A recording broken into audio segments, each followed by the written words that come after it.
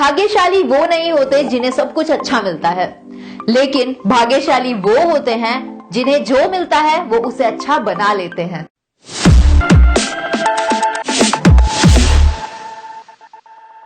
Hello everyone, welcome back to theguniti.com और मैं हूं आपकी होस्ट दिव्या। आप में से अमीर कौन बनना चाहेगा? आई होप हम सभी। तो जल्दी से हिट कीजिए लाइक बटन को और हमें बताइए कि हमारे व्यूअर्स में से कितने लोग बहुत ज्यादा कंसर्न है अपनी लाइफ को लेकर, जो अमीर बनना चाहते हैं सीरियसली। क्योंकि हो सकता है आपके लिए मजाक हो, लेकिन हमारे लिए बहुत इंपॉर्टेंट है जानना, ताकि हम डिलीवर कर सके आपको क्वालिटी कंटेंट, जिससे ना आपकी पर्सनल ग्रोथ होगी और साथ में होगी आपके बिजनेस की भी ग्रोथ। और आपको आपके अमीर होने का मंत्र हम अपनी इस वीडियो में देने वाले हैं, क्योंकि हम रिव्यू करेंगे आपके लिए एक ऐसी बुक जो नेटवर्क मार्केटिंग की दुनिया में बहुत ज्यादा फेमस है, which is rich dad and poor dad.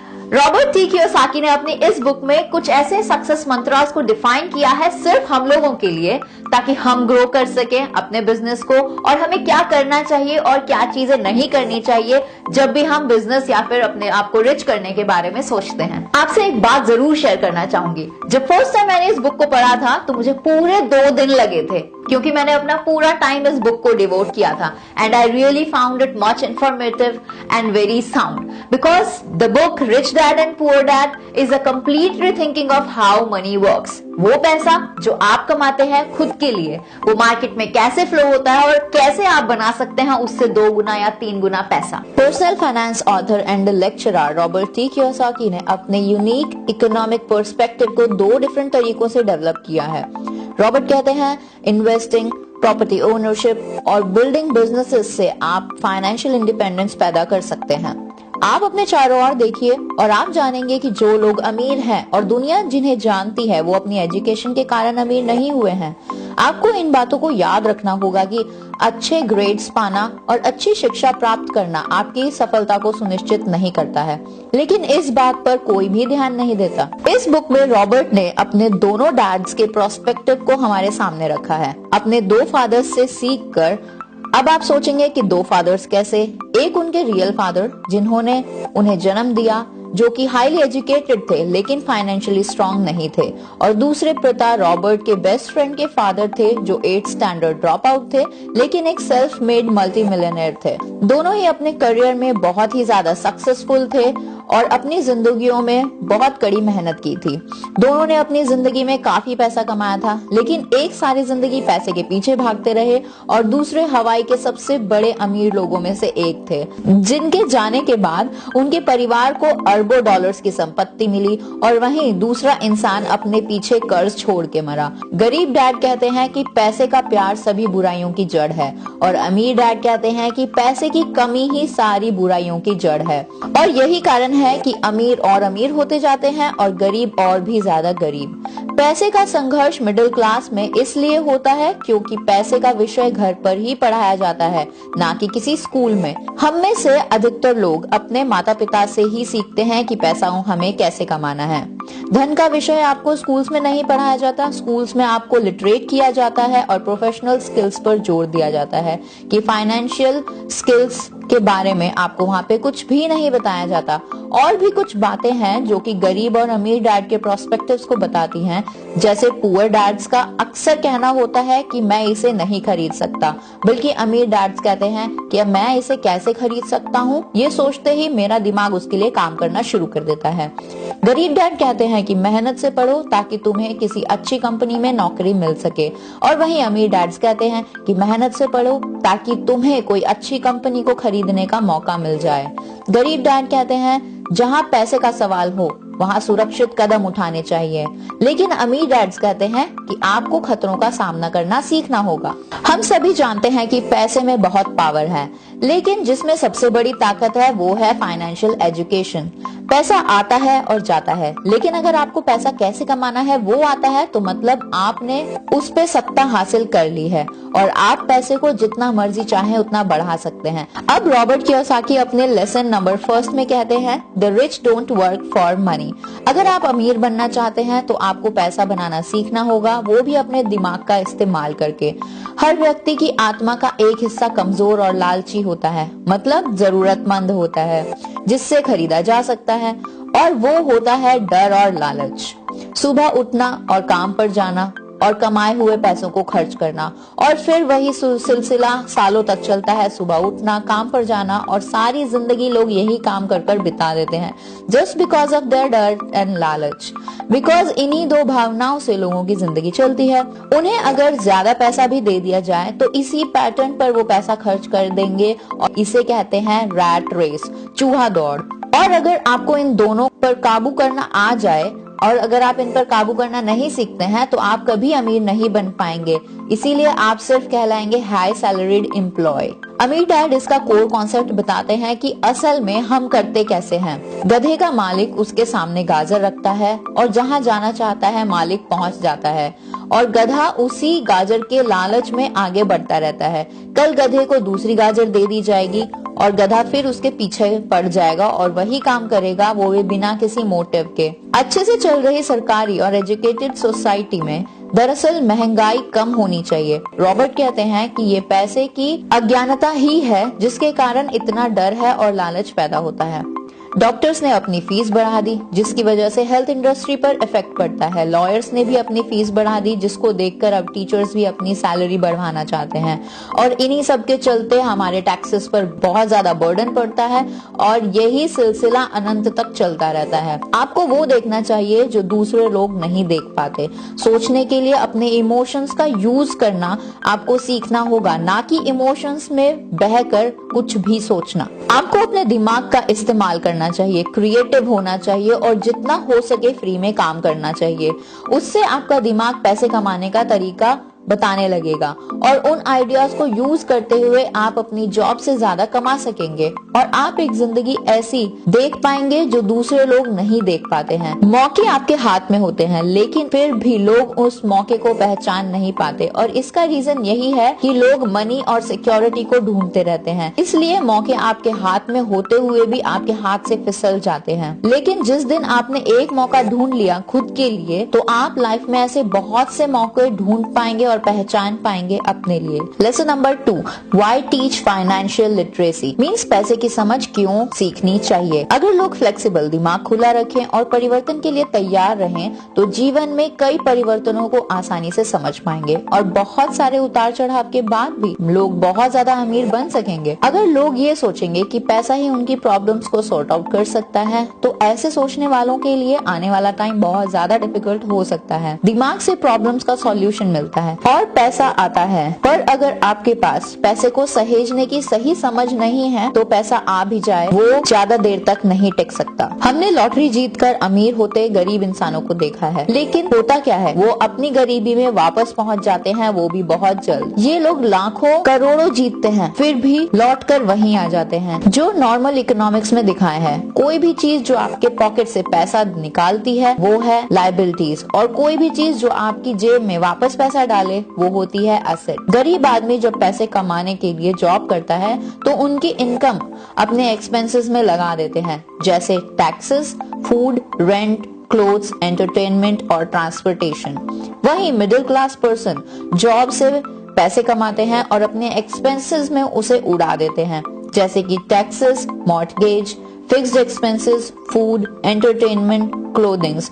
और फिर होती हैं कुछ लायबिलिटीज, जैसे मॉर्टगेज, कस्टमर लोन्स और क्रेडिट कार्ड के बिल्स। और एक रिच पर्सन अपनी इनकम, जो उसे डिविडेंड्स, इंटरेस्ट, रेंटल इनकम और लॉयल्टीज से जनरेट करता है, वो उसे सबसे पहले अपनी एसेट्स बनाता है और उसमें इन्वेस्ट करता है, जैसे stocks, bonds, notes, real estate etcetera.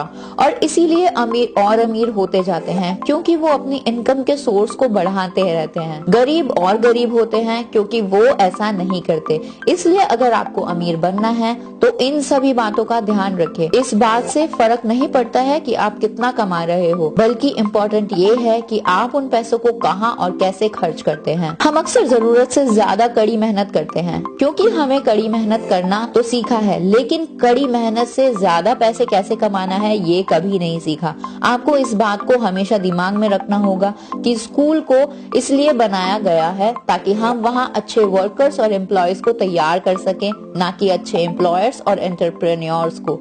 इस लेसन का लास्ट क्वेश्चन, मिडिल क्लास को पैसे की तंगी क्यों होती है? आज की कर्जदार सोसाइटी में दो बातें मानी जाती है, एक कि खुद का घर होना चाहिए जो कि एक असेट है, और दूसरा ये कि सैलरी बढ़ने पर आपके खर्चे भी बढ़ने चाहिए, एक ज्यादा बड़ा घर खरीद लेना चाहिए। लेकिन ऐसे बढ़े हुए खर्च के कारण परिवार और ज्यादा कर्ज में चले जाते हैं और उन्हें पैसे की ज्यादा तंगी का सामना भी करना पड़ता है। हालांकि लोग अपनी जॉब में इंक्रीमेंट लेते हैं और उनकी सैलरी भी बढ़ती रहती है, लेकिन उसे कहते हैं हाई रिस्क लिविंग, और ऐसी स्थिति में लोगों को पैसे की समझ नहीं होती है। Lesson number 3, mind your own business. लोगों की जिंदगी में पैसों की तंगी इसलिए आती है क्योंकि वो सारी जिंदगी किसी और के लिए काम करते हैं। इसलिए कई लोगों के पास जिंदगी भर काम करने के बाद भी खुद के लिए कुछ नहीं बचता। इसलिए आपको अपनी जॉब के साथ असेट्स पर भी फोकस करना चाहिए और उन्हें खरीद लेना चाहिए, और कुछ लायबिलिटीज से बचते रहना चाहिए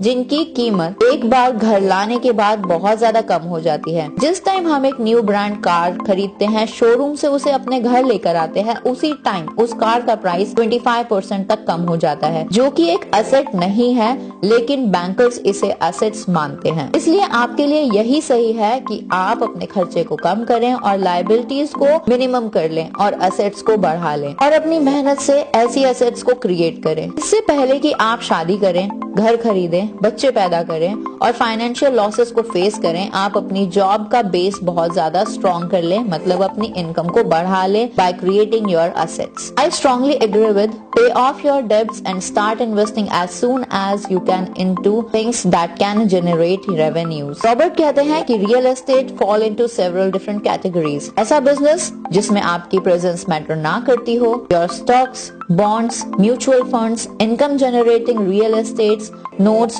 royalties from intellectual property such as music, scripts and patents, and anything else that has value, produces income or appreciates and has a ready market. Lesson number 4, the history of taxes and the power of corporation. Public Robinhood के income principles पर believe करती है, मतलब अमीरों से लूट कर गरीबों में बांटना। प्रॉब्लम ये है कि सरकार की पैसे की भूख इतनी बढ़ गई है कि अब मिडिल क्लासेस को भी लपेटे में ले रही है in the form of taxes and now as GST, और वहीं से टैक्सेस अब लोअर क्लासेस तक भी पहुंच गए हैं। लेकिन अमीर लोग कहीं ना कहीं से अपना रास्ता बना ही लेते हैं पैसे बचाने का, और इसीलिए वो हायर करते हैं स्मार्ट लॉयर्स और अकाउंटेंट्स को ताकि उन्हें ज्यादा टैक्सेस ना पे करने पड़े। Now lesson number 5, the rich invent money, means अमीर लोग पैसे का आविष्कार करते हैं।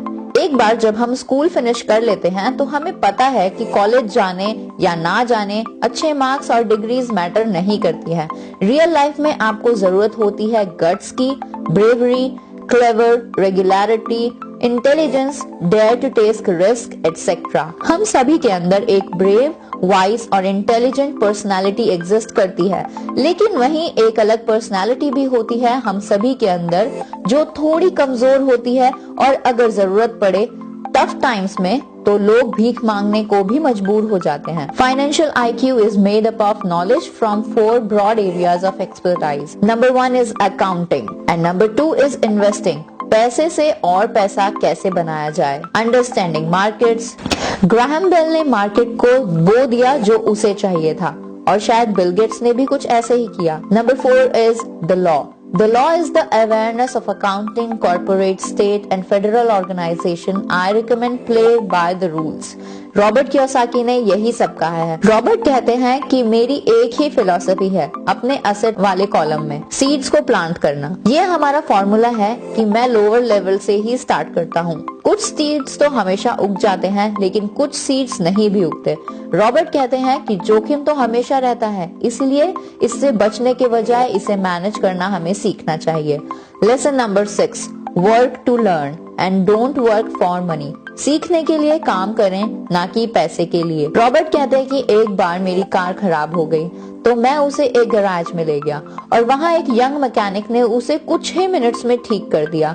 इंजन की आवाज सुनकर ही उसे पता चल गया था कि गड़बड़ कहाँ है और मैं ये देखकर हैरान था कि इतनी नॉलेजेबल होने के बाद भी लोग बहुत कम पैसा कमा पा रहे हैं। मैंने हाल ही में सुना है कि 5% से भी कम अमेरिकन ईयरली $1 लाख से भी कम कमा पाते हैं। मैं ऐसे हाईली एजुकेटेड और नॉलेजेबल लोगों से मिला हूँ जो एक साल में $20,000 के करीब ही कमाते हैं। ज्यादातर लोगों को बस एक स्किल सीखने की जरूरत होती है और उसके बाद उनकी इनकम अपने आप बढ़ जाती है। वो जो हमने पहले भी बताया था, that is financial IQ, accounting, investing, understanding markets and law का मिक्स है। अगर हम इन 4 टेक्निक्स और स्किल्स को मिला दें तो पैसे कमाना बहुत ज्यादा आसान हो जाएगा। जब पैसे की बात आती है तो लोगों के दिमाग में सिर्फ ज्यादा मेहनत करने की ही बात आती है। एक बहुत ही हॉरिबल मैनेजमेंट थ्योरी है।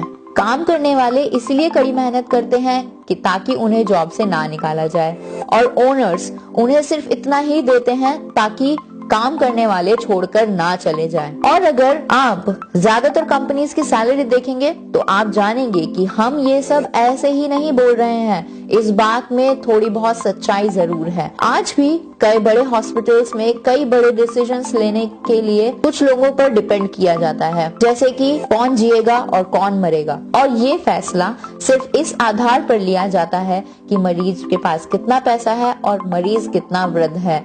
अगर पेशेंट ओल्ड है तो मेडिकेयर को अपेक्षित युवा व्यक्ति को दे दिया जाता है और वह वृद्ध व्यक्ति लाइन में सबसे पीछे खड़ा होता है। तो जिस तरह अमीर बेहतर एजुकेशन ले सकते हैं, उसी तरह वो अपने आप को जिंदा भी रख सकते हैं, जबकि जिनके पास दौलत नहीं है वो मर जाएंगे। दुर्भाग्यवश उस पुरानी कहावत में सच्चाई है, हम एक बूढ़े कुत्ते को नई टेक्निक्स नहीं सिखा सकते। जब तक कि कोई इंसान खुद को बदलने के लिए तैयार ना हो तब तक उसे बदलना बहुत ज्यादा मुश्किल होता है। And now last chapter is overcoming obstacles. इसमें रॉबर्ट ने फियर के बारे में बात की है। वो कहते हैं, मैंने अपनी जिंदगी में देखा है कि जीत बिल्कुल हार के बाद ही आती है। जब मैंने बाइक चलाना सीखा था तो मैं कई बार गिरा और आज तक किसी एक ऐसे क्रिकेटर को नहीं जानता जिसने कभी एक भी बॉल को गुम ना किया हो, और ना ही कभी ऐसे कपल से मिला हूँ जिसका कभी दिल ना टूटा हो, और ना ही मैं किसी अमीर आदमी को जानता हूँ जिसने कभी पैसा ना गवाया हो। टेक्सास में एक कहावत है, हर आदमी स्वर्ग तो जाना चाहता है लेकिन कोई मरना नहीं चाहता।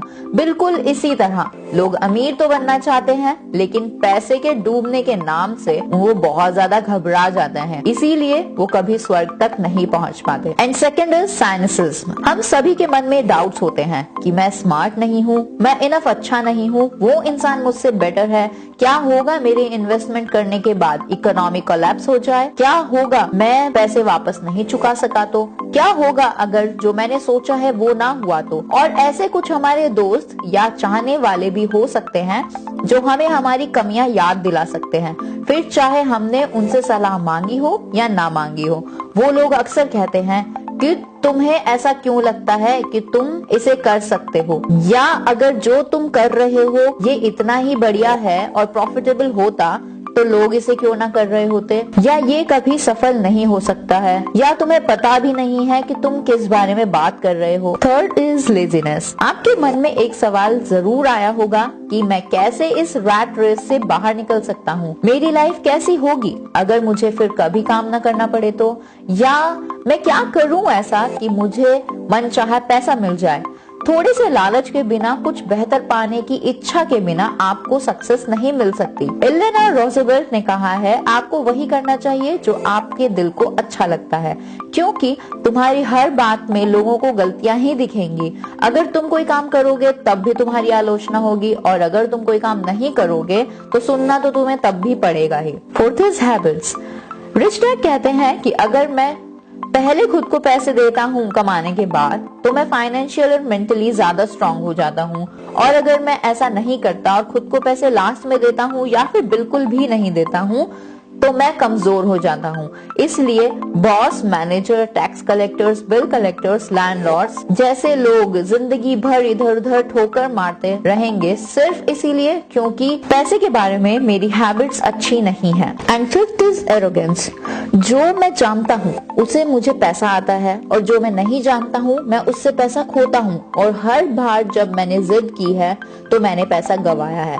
बिकॉज जब भी मैंने जिद की है तो मैं ये मानता हूँ, तब मैं ये भरोसा करता हूँ कि जो मैंने नहीं जाना है वो मेरे लिए इम्पोर्टेंट नहीं है। जब आप जानते हैं कि आप किसी भी समय अज्ञानी हैं तो उस एरिया के लिए आपको किसी एक्सपर्ट को ढूंढना चाहिए या उस टॉपिक से रिलेटेड कोई अच्छी बुक पढ़ लेनी चाहिए और अपनी नॉलेज को एनहांस करना शुरू कर देना चाहिए। और ये सभी बातें, ये सभी कॉन्सेप्ट आपको हमने रिच डैड और पुअर डैड बुक से ही बताया है। रॉबर्ट टी कियोसाकी ने अपने रियल फादर, जो कि एक मिडिल क्लास मैन थे, उनके साथ रहकर मिडिल क्लास मेंटालिटी को देखा, जहाँ पे फाइनेंशियल प्रॉब्लम्स कभी खत्म ही नहीं होती थी। उन्होंने वहां पे रह के वहां का लाइफस्टाइल देखकर वहां से उन प्रॉब्लम्स को काउंटर पॉइंट किया और वहीं अपने अमीर डैड के पास रहकर उन्होंने उन सारी चीजों को देखा और उसका सॉल्यूशन भी ढूंढा।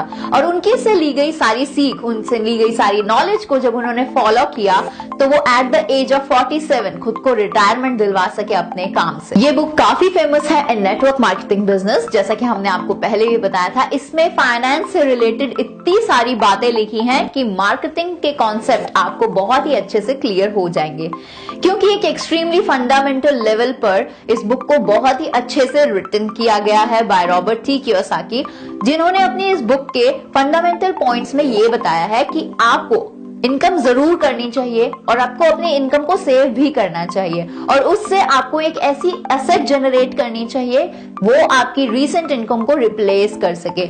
आप जो भी काम अभी कर रहे हैं वो काम अगर आप कुछ टाइम बाद ना कर सके तो जितना आप इस काम से कमा रहे हैं उतना ही आप बाद में भी उस काम से कमा सके, which is a good thing and I totally agreed with it। और एक और इंस्पिरेशनल बात जो इस बुक में लिखी हुई है कि इस बुक में आपके लाइफस्टाइल को कुछ इस तरह से दिखाया गया है, एक ऐसा लाइफस्टाइल जो आप चाहते हैं अपने लिए, जिसमें हो financial security.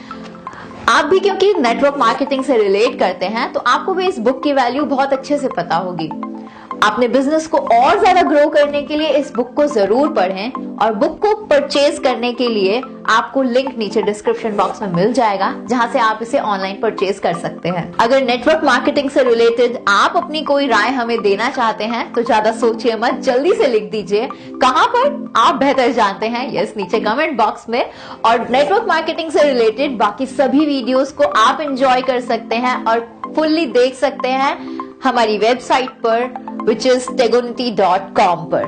Yes, exactly, tegonity.com। आप में से बहुत सारे लोग नेटवर्क मार्केटिंग बिजनेस ऑलरेडी कर रहे होंगे और अगर आप ये वीडियो देख रहे हैं और अभी तक आपने कोई ऐसा एसोसिएशन ज्वाइन नहीं किया है लेकिन करने की सोच रहे हैं तो हमारे पास एक बहुत ही बेहतर अपॉर्चुनिटी है, जिसको ज्वाइन करने के लिए आप हमसे कांटेक्ट कर सकते हैं हमारे व्हाट्सएप नंबर पर या फिर आप मुझसे जुड़ सकते हैं मेरे फेसबुक और इंस्टाग्राम पर भी। आई होप हमारी ये वीडियो आपके लिए काफी हेल्पफुल रही होगी, तो इस वीडियो को अपनी टीम के साथ जरूर शेयर कीजिए और चैनल को सब्सक्राइब करना बिल्कुल मत भूलिएगा।